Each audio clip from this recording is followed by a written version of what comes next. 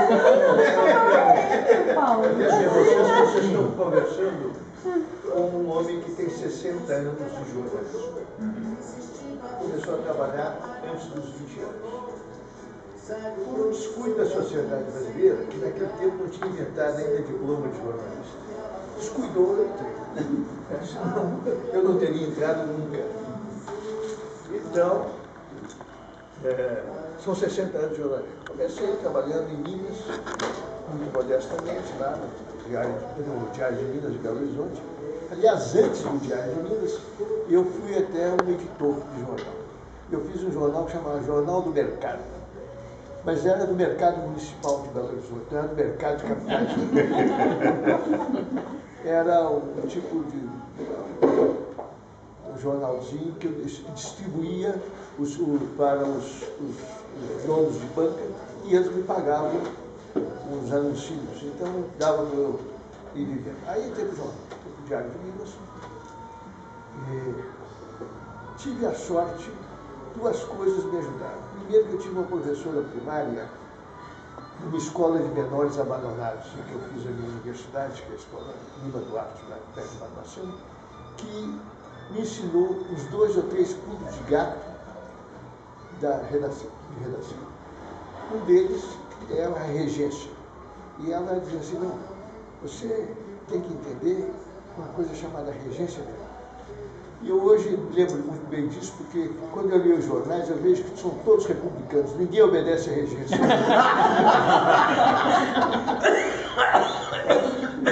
Os caras têm um horror à regência. Bom, então, e ela me explicou assim com uma forma muito simples. Você pensa na ação do verbo que você encontra a preposição. É só pensar. É só pensar. Porque, na realidade, na vida, em todos os nossos ofícios, em todos os ofícios humanos, a única coisa que a gente tem que fazer é pensar. Agora, pensar, às vezes, cansa, não? E às vezes dói. Não, nem todo mundo pensa. Bom, e a grave tragédia do nosso ensino hoje é que os professores, não sabendo pensar, não podem ensinar a pensar. É o que está ocorrendo hoje na educação brasileira e na educação do mundo, de modo geral, digamos assim. Bom, eu entrei para o jornal de Belo Horizonte, fui ser repórter de polícia. Esta era a grande coisa da imprensa de antigamente. Porque você entrava na base, ou você ia ser repórter de polícia, ou de esportes. Dali, e o mercado era um mercado que se autorregulava. Por quê? Porque quando um sujeito deixava o jornal, ou porque morresse, ou porque foi para outro lugar, ou porque foi promovido a diretor, não sei o quê, havia uma vaga na redação, a vaga era lá embaixo. Era na base. Era do Foca, e às vezes você trabalhava 2, 3 vezes, 4 vezes, de graça. Para quando havia uma vaga, você ocupava a vaga mais modesta da redação. Era esse o sistema.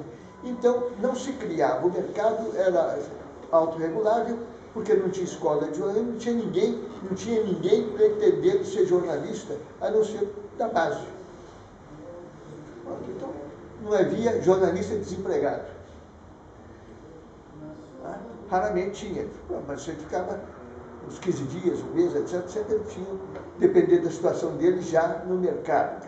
Tem jeito, saía um chefe de redação, ia ser chefe de redação do jornal, às vezes. Ou não, ou ia ser um cargo um pouquinho mais modesto. Mas, então o jornalismo era assim.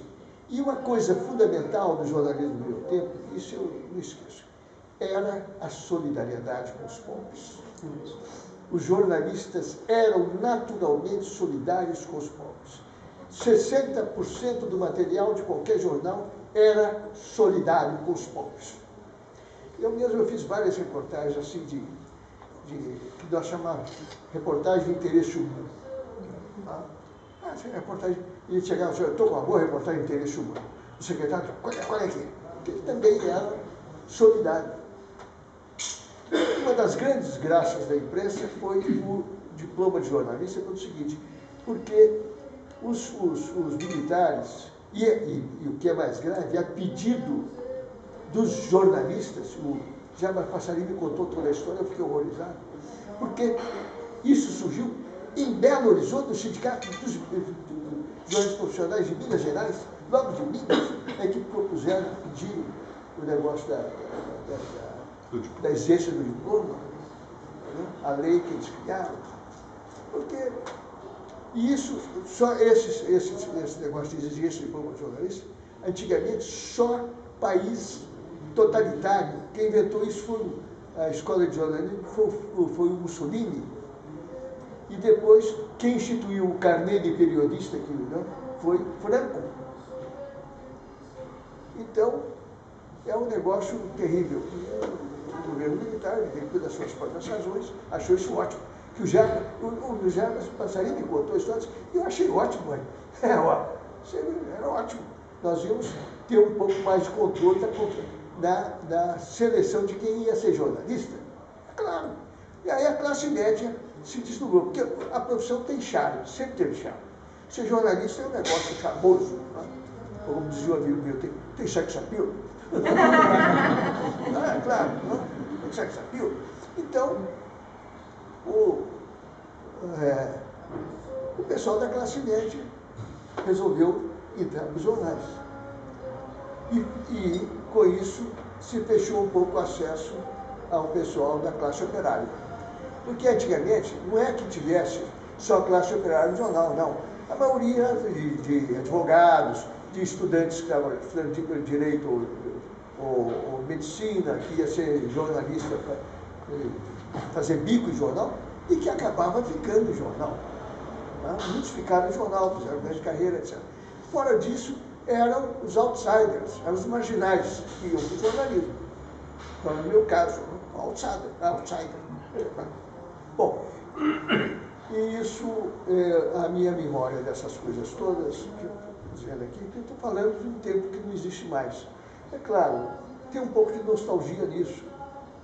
Eu devo dizer que tem um pouco de nostalgia. Agora, que também romantizar esse tempo e achar que só tinha sujeito decente no jornal é besteira. Tinha bandido, e bandidos de alto coturno, como Davi Nasser, e figuras dessa categoria. Sujeitos que saíam de revólver da cintura para achacar. É verdade isso. E nesse aspecto até que melhorou um pouco. Nós não temos, os achacadores de hoje não usam revólver. Eles usam cheque computador? Eles usam cachoeiras. Antigamente eles achacavam assim de pistola, não, hoje não, jantando com banqueiros, etc. Hoje é aquela coisa que dizia um amigo meu com relação à cobertura de economia dos jornais. Ele diz assim, você chega numa redação hoje, você sabe onde é que está a seção de economia. É onde o contínuo usa tênis Reebok. Você sabe, ali está o dinheirinho. Tá? Então, naquele nosso tempo, a cobertura de economia era muito pequena, quase não existia.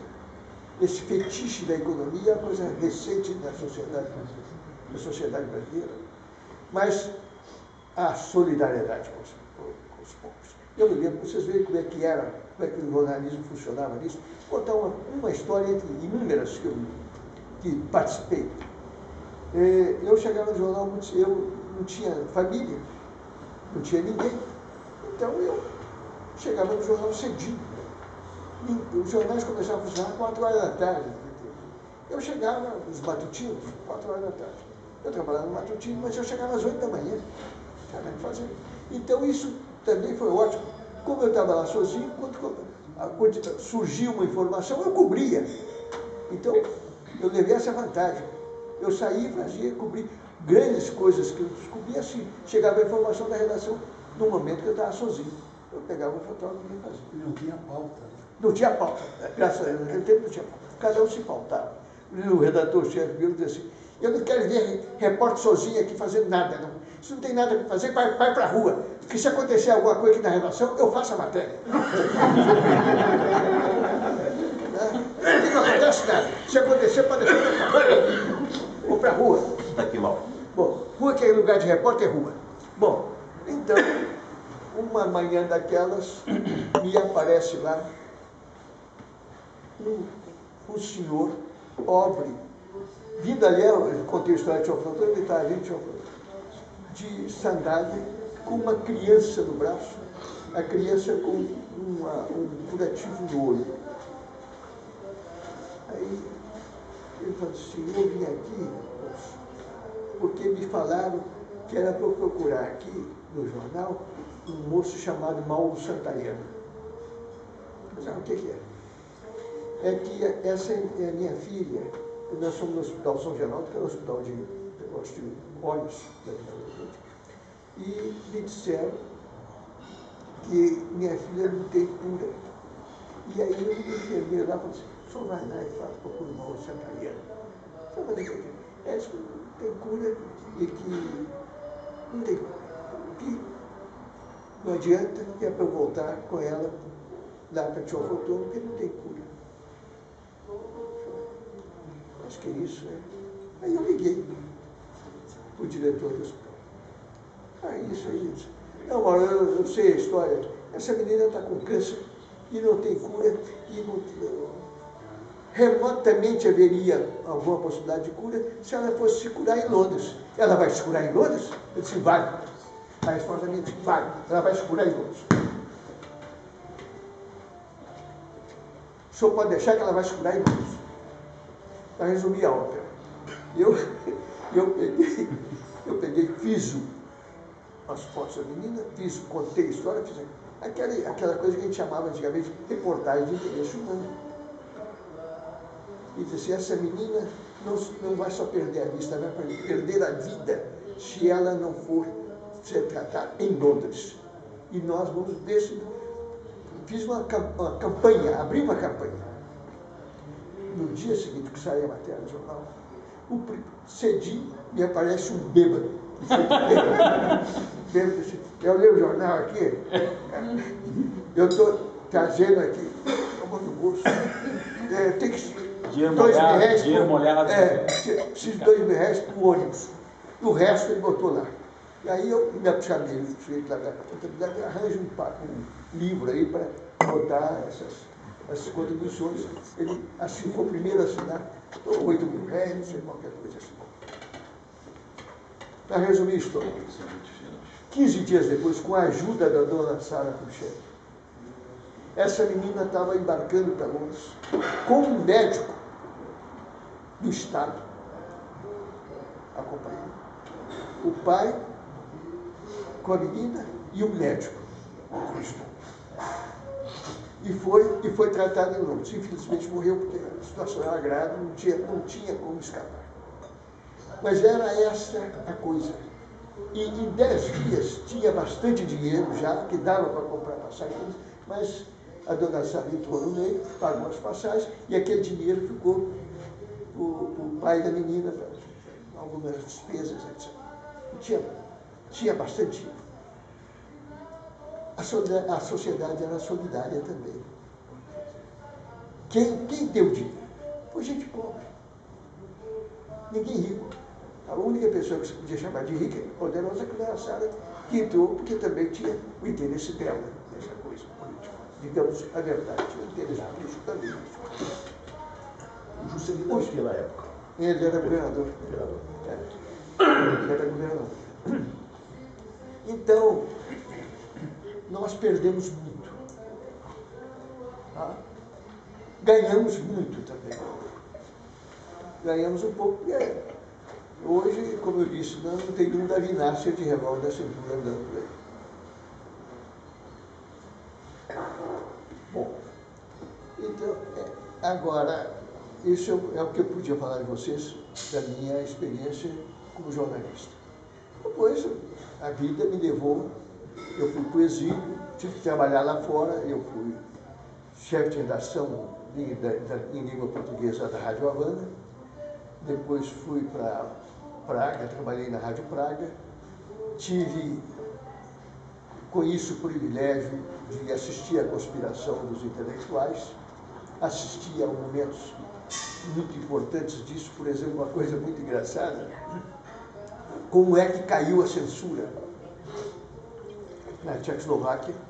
O Novotny ainda era o presidente e o movimento a conspiração crescia contra ele, mas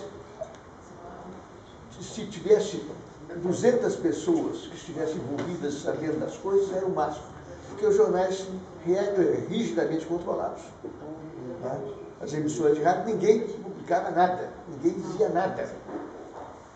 E um dia houve, eu por acaso estava lá, houve um encontro de jornalistas, na casa do jornalista, que estava o Viplay, que era o chefe, o redator-chefe de Rádio Praga, estava os 2 ou 3 jornalistas editorialistas, etc., os principais jornais, no almoço, e alguém teve a seguinte ideia. Disse assim, olha, não adianta, como furar a censura?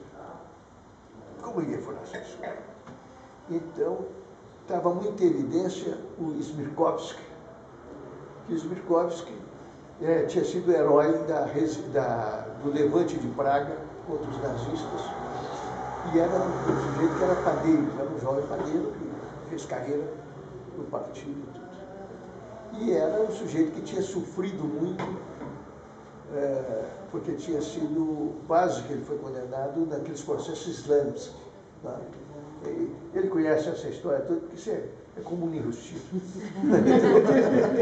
Conhece toda essa história. E aí, então, Só um parênteses, eu conheci a Vânia antes do mal. Porque quem era ativa na política era ela. Antes mesmo era Vânia. Não estou falando que eu sou marido da professora, eu falo e testemunha daqui. Bom, aí então, alguém disse assim, bom, ninguém pode censurar os novos membros do presídio, os membros do presídio. E o Smirkovsky tinha sido eleito para o presídio do partido, quer dizer, é a direção do Comitê Central, a comissão executiva, vamos dizer assim, comissão executiva do Comitê Central do partido. E disse assim, vamos entrevistar o Smirkovsky. E qual é o censor que vai censurar o Smirkovsky? Aí saíram dali e foram entrevistar o Smirkovsky. No dia seguinte, um jornal, só um pequeno jornal, chamado La Fronta, que era a frente da mocidade, frente juvenil, publicou a entrevista do Smirkovsky. 3 dias depois não havia mais censura na Tchecoslováquia. Eu me lembro que eu estava na Rádio Praga, eu tinha que, as coisas que eu ia emitir, os meus comentários, que eu fazia comentário internacional. Esses comentários tinham que ir em tcheco e em português para o censor. O censor, então, lia tcheco e português, não tinha nada aqui. E tinha, então, um carimbo. O carimbo dizia assim, Vislat. Era só isso, Vislat. Difunde-se, quer dizer, pode fazer, né? Vislat. Liberado. Está liberado, liberado, vamos dizer, liberado é a palavra correta. Vislat. Aí, eu cheguei lá, cadê o censor? Não tinha mais censor. O cara botou assim, Iak Pojiti, timbre, como usar o carimbo. E o carimbo lá, como usar o carimbo. A parte da taxinha para baixo. Pronto. Foi assim que acabou a censura na Tchecoslováquia. E a censura acabou mais ou menos no dia 8 de março, mais ou menos. No dia 30 de março, o Novotny não era mais. Não, 30 de maio, perdão. 8 de maio. Isso 30 68, de maio. 68? É, 68. 30 de maio, o Novotny já estava fora. Porque não tinha ninguém nem para servir cafezinho para ele. Aí, então, é que foi o Svoboda para o lugar dele. Mas, essa cobertura da Tchecoslováquia, então eu vi uma coisa muito interessante. Como é que a imprensa, o poder da imprensa, o poder dos jornalistas, acabou a censura, liquidou tudo. Eu me lembro, por exemplo, estou aqui, senhoras já com umidade, não tem nenhuma, né? Não tem nenhum rapazinho público, nem nenhuma senhora que não conhece as coisas do mundo. Tem a Marina e o Murilo. Bondade sua. O que você disse? A cópia da Conceição, né? Ela. O que você acha? Tá vendo? Olha aqui esse rosto. Você já tem 18 anos? Não, 16. Ah, então não posso. E tem eu O também. Vai é bem novinho também. O Vai também é bem novinho. Não, mas eu vou. Aí, só as pessoas que conhecem as palavras aí vão entender. Eu não sei o que você vai cortar, né? Sei que Não, é negócio do